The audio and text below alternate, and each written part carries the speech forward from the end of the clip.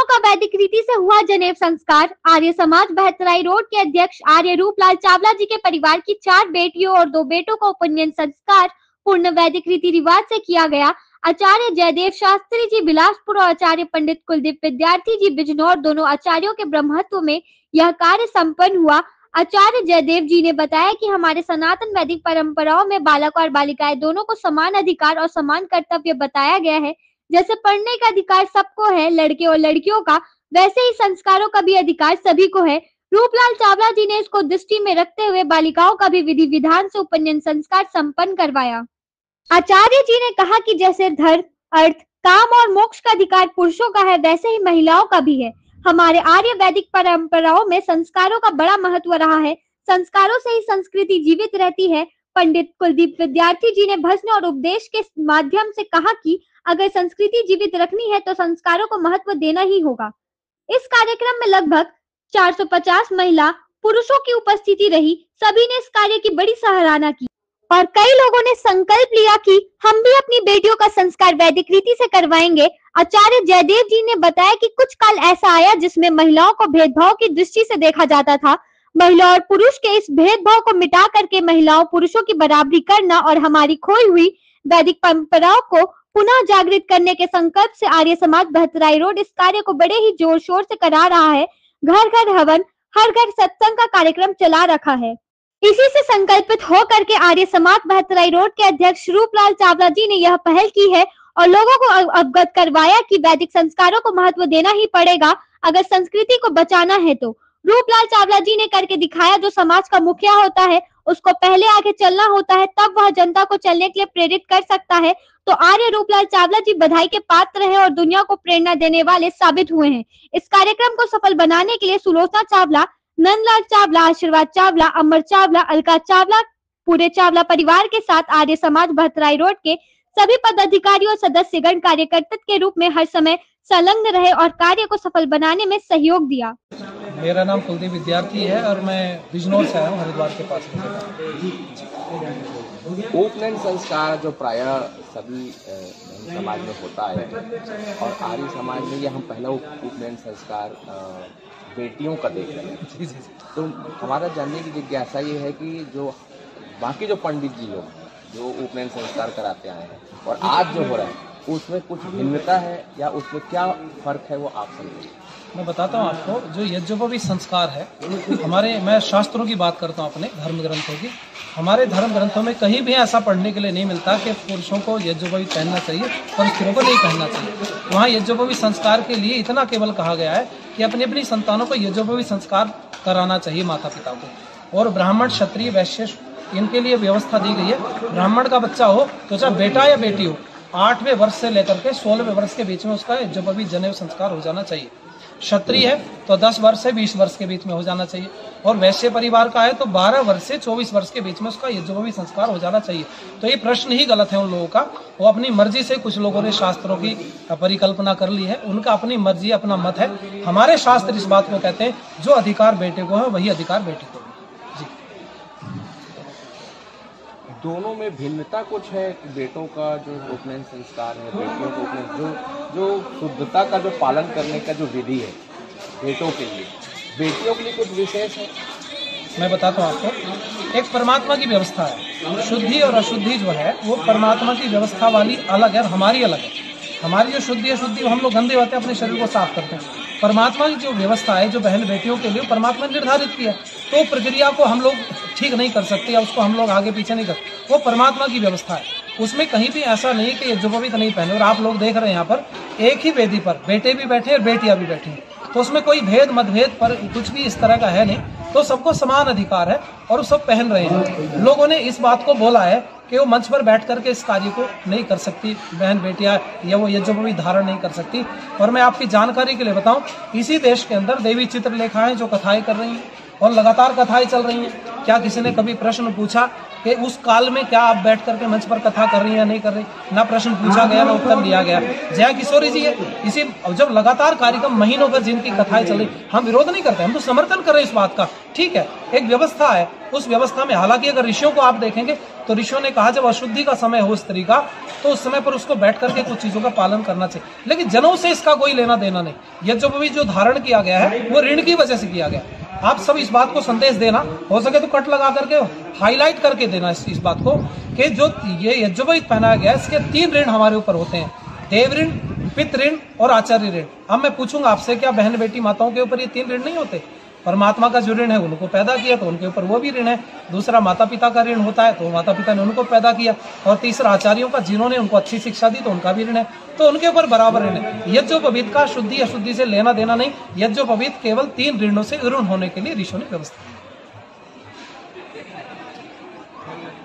पंडित जी, हम ये जानना चाह रहे थे कि ये जो जागरूकता आप लाना चाह रहे हैं कि बेटियों का भी यज्ञोपवीत होना चाहिए, तो आप ये बताइए कि आप ये जो कार्यक्रम आप अपनी पूर्व में पंडित जी की बात हुई, जो पहला कार्यक्रम है पूरे छत्तीसगढ़ में और पूरे देश में कितना कार्यक्रम हुआ है उसमें हमें जानकारी तो है नहीं, तो आप देवी क्यों लगाइए जागरूकता को ऊपर लाने में? जी मैं बताता हूँ, बिल्कुल बिल्कुल। मैं एक तो चावला परिवार को धन्यवाद देता हूँ, रूपलाल चावला जी, भैया दूसरे भैया खड़े हैं वहाँ साथ में, इनको धन्यवाद इसलिए दूंगा कि इन्होंने कार्यक्रम को हाईलाइट किया।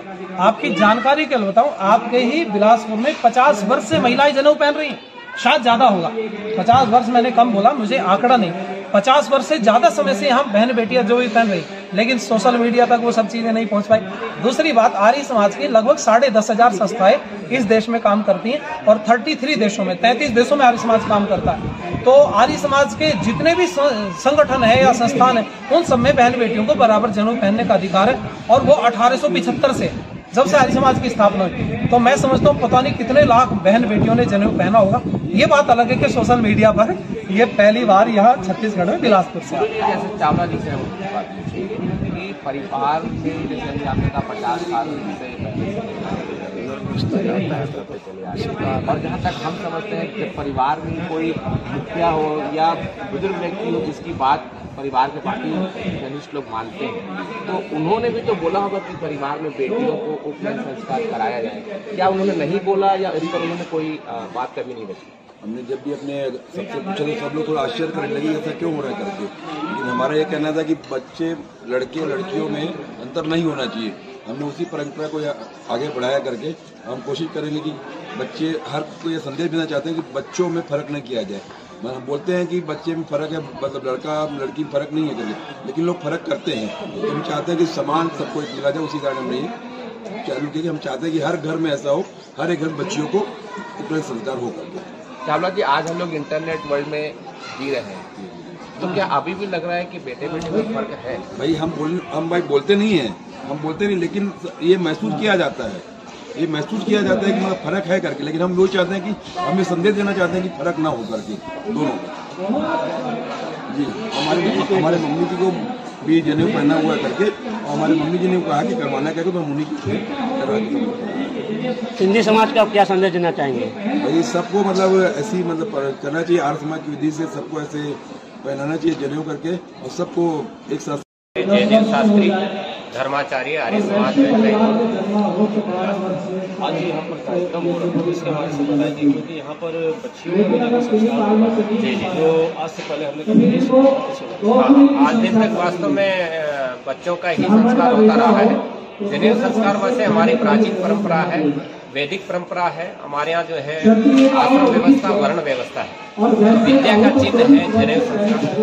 जब जनेऊ धारण करता है वही विद्या अर्जित करता है, यानी कि विद्या जो अर्जित कर सकता है वो जनेऊ का जो है विद्या का चिन्ह है। तो विद्या अर्जित करने का जहाँ बालक को अधिकार है वहाँ बालिका को भी अधिकार है। उस समय ऐसा था बीच में जो कि हमारे यहाँ स्त्री को जो है बहुत निम्न दृष्टि से देखा जाता था, पढ़ने का अधिकार नहीं था।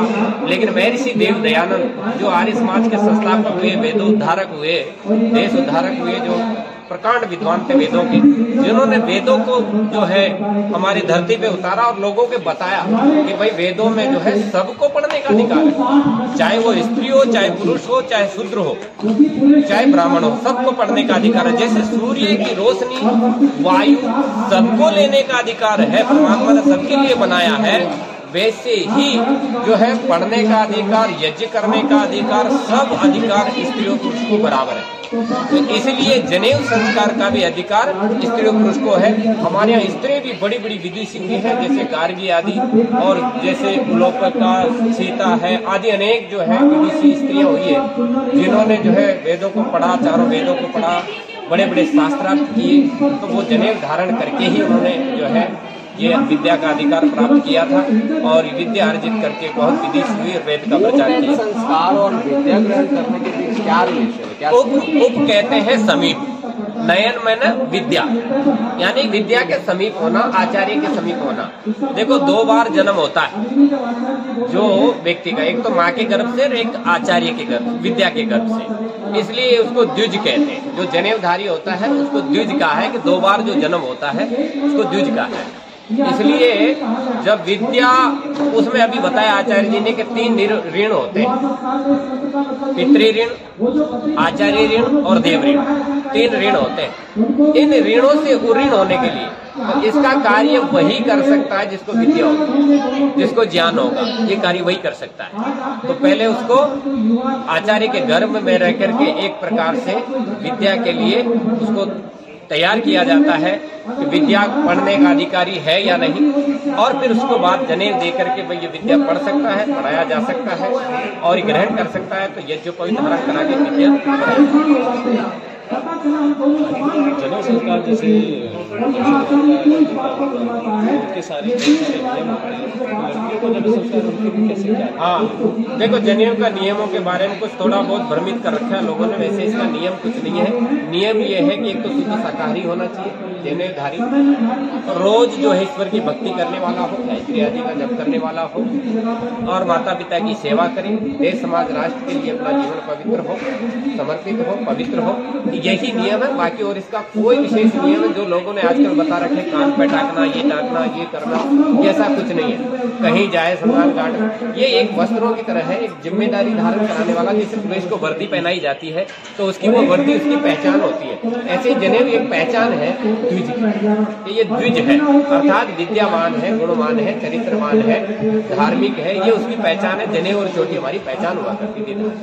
बाकी इसका कोई विशेष जो आज जो लोगों ने बता रखा है, कान पे टाकना, ये करना, वो करना, उतार देना, ये कोई नियम विशेष नहीं है। ये लेकिन ये जो नियम है ये भी किसी गुरु जी ने ही बताया है, व्यक्ति ने अपने से ग्रहण नहीं किया। आपकी तरह किसी गुरु ने ही उपनयन संस्कार के नियम दिए। क्या वे जो गुरु जी ने जो नियम बताए हैं उसको आप भिन्न मानते हैं? नहीं, देखो ऐसा होता है कि हमारी बहुत सारी विद्या जो है ना, कहीं जब जैसे गंगोत्री से जब गंगा जल निकलता है तो कहीं ना कहीं चलते चलते हरिद्वार से आगे निकलते तो बहुत सारा दूषित हो जाता है, गंगोत्री में बिल्कुल पवित्र होता है। तो ऐसे ही कुछ कुछ अपने नियम बना लेते हैं, लेकिन वेद शास्त्रों में तो इसका नियम यही है कि ये एक पहचान है, एक जिम्मेदारी का, एक जैसे पुलिस वालों को बेल्ट पहनाया जाता है वैसे एक उसकी जिम्मेदारी, उसकी पहचान होती है, वैसे ही जनेऊ जिसका पहचान है। नियम यही है कि वो किसी भी प्रकार का व्यसन ना करे, किसी प्रकार की कोई दोष उसमें ना हो, ये है।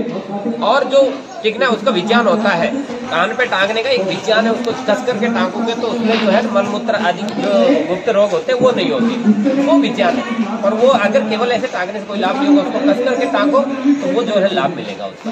तो एक वैज्ञानिक साइंटिस्ट है वो सब।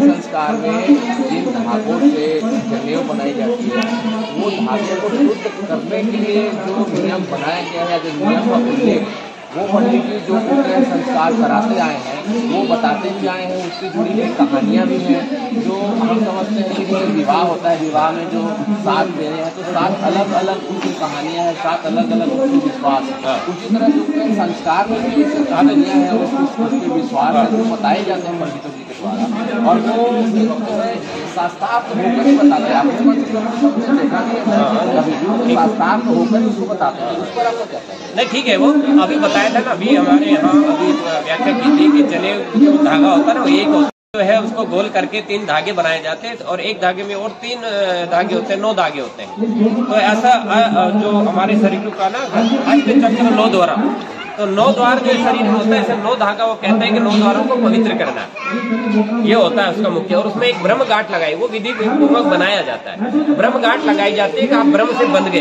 अर्थात ब्रह्म यानी विद्या, और विद्या क्या? वेद विद्या। उससे बांधना है ब्रह्म घाट। उसमें फिर 5 घाट और होती है जो पंच महायज्ञ से जुड़ना। 5 जो कर्तव्य है व्यक्ति का, ईश्वर की उपासना करना, माता पिता की सेवा करना, देव यज्ञ करना, बलि से जो हमारे आश्रित जो है उनको भी जो है सेवा करना, ये जो है, और अतिथि यज्ञ।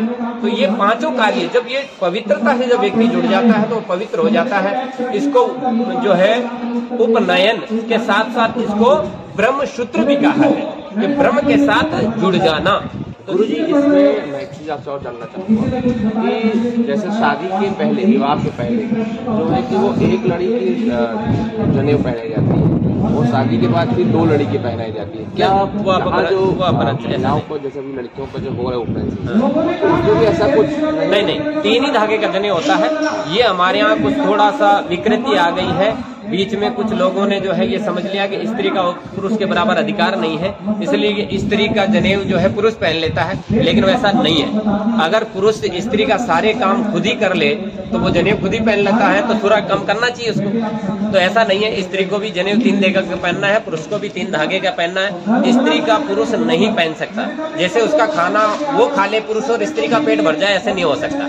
ये नियम से विरोध कर। एक आखिरी सवाल, क्या ये आज जो कार्यक्रम जो हो रहे हैं स्त्रियों का जो उपनयन संस्कार हो रहा है, ये आज पहली बार हो रहे हैं? हाँ, मेरी जहाँ जानकारी में बिलासपुर में कन्याओं का पहली बार जनेऊ संस्कार हो रहा है, इस विधि विधान पूर्वक। अभी तक तो ये जागरूकता की जो बात आप कर रहे हैं, स्त्रियों की इक्वालिटी की बात जो कर रहे हैं, वो इतना देर क्यों लग गया ऊपर आने में? ऐसा है जी, जो वेद से जितना हम दूर होते हैं उतना ही अज्ञान और भ्रम में पड़े रहते हैं। वेदों के जो नजदीक आते हैं, तो हमारे यहाँ जो रूपलाल चावला जी हैं, ये परिवार जो हमारे वेदों के नजदीक आ गए हैं, इन्होंने वेद को जो है वैदिक विद्वानों के सानिध्य में रहते हैं, हमको उपदेश सुने, वेदों को पढ़ा समझा। आज हमारे वो आर्य समाज बैतराई रोड के अध्यक्ष हैं रूपलाल चावला जी, जिनके बच्चों का जनेऊ हो रहा है। तो उन्होंने जो इसको समझा, उनके बच्चों ने, उनके घर में हवन सत्संग उपदेश होते रहते हैं। तो जब उन्होंने इस बात को समझा, जाना कि हाँ बेटियां भी पहन सकते, तो बेटियों ने खुद ने कहा कि पिताजी हम भी जनेऊ धारण कर सकते हैं। तो बाबा ने कहा कि हाँ कर सकते हैं बेटा, हमारा वेद में विधान है। तो आपका चावला जी के परिवार में ये पहला उपनयन संस्कार है?